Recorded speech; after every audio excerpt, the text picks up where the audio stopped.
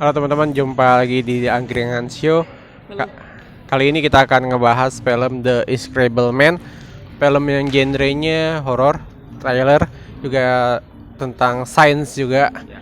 Ini mengkisahkan tentang cerita di mana hubungan suami istri yang kurang harmonis ya. Karena sang cowok itu terlalu mengendalikan pikiran si cewek, posesif lah katanya. Terusnya juga psikopat juga ya, sosio psikopat, yang suaminya ini seorang ilmuwan yang sangat pandai dan kaya raya. Dia akhirnya berusaha untuk meloloskan diri dari si sang suami dengan susah payah. Jadi di situ terlihat ya gambaran bahwa sang suami itu sangat posesif dan psikopat sosio ya, kalau dari adegan awal ya. Iya, betul kayak gitulah. Pertama gue suka openingnya karena nyerminin banget apa sih ya, si karakternya itu kuat ya, karakternya kuat. Kemudian gue nggak jelas ini kenapa gitu awal tapi ya lama kelamaan ketahuan, oh ternyata ternyata si pelaku utamanya tuh ceweknya gitu. Dan awal penasaran ya, cuman kenapa ya film ini berasa bagi gue terlalu lambat alurnya, ngerti gak sih maksud lu? Oke, emang gue juga setuju sih. Emang film ini dibikin terlalu lambat. Cuma menurut gue tuh di sini tuh dia sengaja ingin meletakkan planning. Jadi ingin meletakkan sesuatu yang agar nyambung di ceritanya. Kalau menurut gue pribadi ya. Terus kalau kata gue juga mungkin lambat biar ini kali ya, karakternya kebaca kali ya. Mungkin itu sih ya, cuman yang pada saat sudut pengambilan gambar tuh kan ada beberapa detik yang lama tuh pada saat pemeran utamanya ganti baju tuh di sudut tembok kenapa lama gitu, kata gue buat apa, atau kan bisa diatur, atau mungkin tukang sensornya kurang canggih kali ya. Gitu aja sih bagi gue. Terus ada beberapa, Bukan tukang sensor, itu tukang edit. tukang edit ya, ya bisa aja lah intinya itu. Kedua, ada beberapa scene yang gue lihat di trailer, di situ nggak ditayangin. Pertama di apa sih yang dia lagi mandi tuh ada telapak tangan nempel, itu nggak ada yang gue lihat sampai habis, atau mungkin kita nggak lihat bagian akhirnya kali, walau alam gue nggak ngerti. Tapi mungkin menurut gua juga mungkin biasa ya, kalau udah masuk Indonesia tuh kadang kan sensornya juga agak beda ya. Karena kan ada beberapa yang kita tonton juga trailernya, ternyata di trailernya ada, di filmnya nggak ada ya.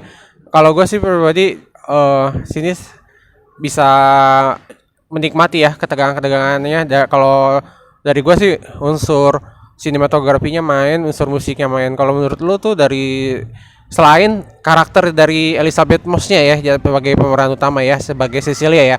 Kalau lu tuh nikmatin film ini dari sisi apanya?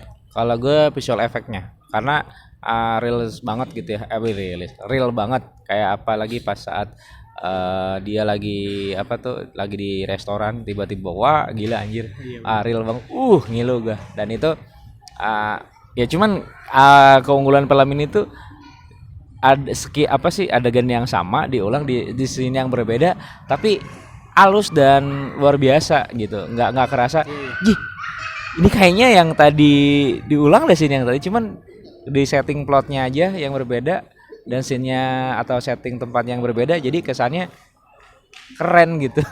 Gitu sih kalau menurut gue film ini lebih ngetwistnya tuh lebih nancep gitu. Cuman ya itu tadi menggabungkan fiksi, science, kemudian thriller tuh luar biasa bagi gua. Siapa sih yang jadi itunya, sutradaranya atau penulisnya? Coba cari searching aja. Sutradaranya itu kalau nggak salah bacaannya Lai Swang, dibantu oleh James Wan juga. Dia emang udah banyak bikin film trailer juga. Kalau kata gue sih, gue baca ya, ternyata juga ini film adaptasi dengan judul yang sama di tahun 1933. Cuma gue setuju ada tulisan bilang ini film adaptasi yang masuk akal. Ibarat kata orang bisa menghilang tapi menggunakan teknologi, itu yang bikin masuk akal ya. Apalagi dengan profesi si tokoh Adrian itu seorang visioner dari teknik optik gitu ya. Ya, keren banget dan kayak apa ya, kayak dilihat pertama kostumnya kayak kayak laba-laba banyak matanya gitu tuh. Wih, gila kostumnya, kayak gua kirain manusia laba-laba, nggak taunya dia pakai semacam kostum yang seluruh tubuhnya ya itu tadi apa namanya banyak kamera gitu ya. Cuman ya setiap sesuatu yang canggih gue udah pikir nih selama perjalanan nih di gua nonton film ini pasti nih kalahnya sama sesuatu yang sederhana. Anjir, cuman disemprot alat pemadam api juga, cuman gitu doang anjir kata gue. Dan emang sih secanggih apapun teknologi pasti rusaknya sama sesuatu yang sederhana, bener nggak menurut gue? Bisa lah bisa masuk juga ya, masuk akal karena kan di situ kan dia kan akhirnya supaya kelihatan kan harus menggunakan sesuatu kan. Emang kebetulan juga ditanam di film itu, cewek itu memilih menyerang pas hujan juga kan, biar kelihatan. Kalau dari dari plot-plotnya itu gimana? Cukup baik, cukup bagus karena pertama ya itu tadi gue cukup menikmati meski ada toxic dari Ernest. Katanya dia bilang kalau lu udah belajar ini nggak akan asik nonton film, tapi dari Ernest bisa terpatahkan dengan lu nonton film Invisible Man ini kalau menurut gue gitu. Karena itu tadi hanya cuman gue ngerasa terlalu lambat aja dalam segi alur gitu ya. Biasa kan kalau das ketemu kita udah bisa tahu karakter seorang ini tuh harus gimana atau cerita besarnya di mana. Mungkin karena itu tadi karena film thriller kali ya. Mungkin itu gue sih, menurut gue penilaian gue.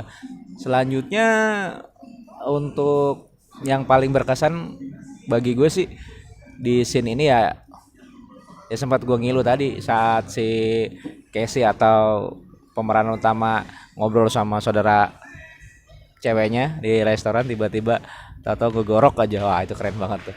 Sampai dia pingsan, sampai dia shock gitu. Luar biasa, sampai dia masuk ke rehabilitasi dan itu sangat-sangat luas. Jadi ditanamin banget tuh ke benak kita kalau si pelaku utamanya ini dijebak dengan situasi keadaan yang seperti itu dan gimana caranya dia bisa menyelesaikan masalah yang sangat-sangat rumit.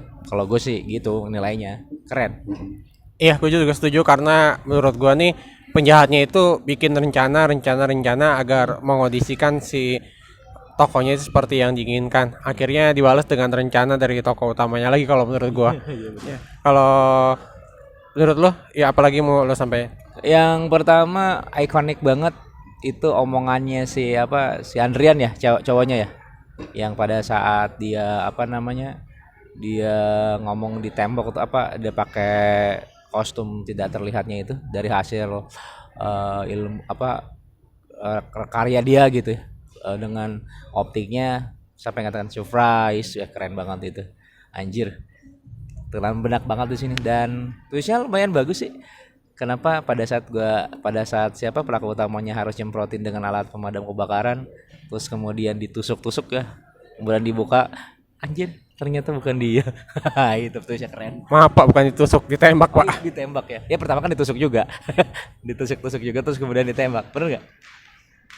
Iya aja lah. Maksa sih. Ya udah, pokoknya kalau penasaran nontonnya sendiri ya. Keren banget. Terus jangan lupa subscribe. Udah sekian dulu dari kita. Kita akan bahas film yang lainnya. Kita jumpa lagi. Dah.